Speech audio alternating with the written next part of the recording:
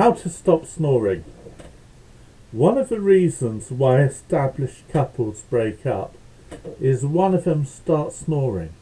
Often this problem develops over time as one of the partners ages and develops either breathing issues, gets overweight, or loses tone in their muscles.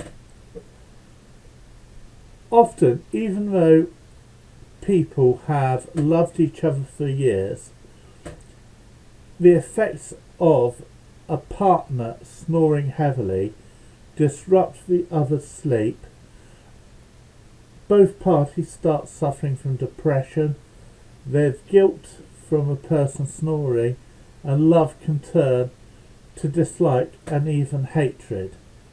It is not unusual for people to start sleeping in separate beds, or in extreme cases to divorce. Now, it's a pity when any long established partnership falls apart like that, and if you are having problems with your partner becoming distressed because you snore, or you hating the sound of your partner snoring away all night, then maybe you should look at the link in the description below and see whether or not this might be your solution. I do hope you sleep well. God bless.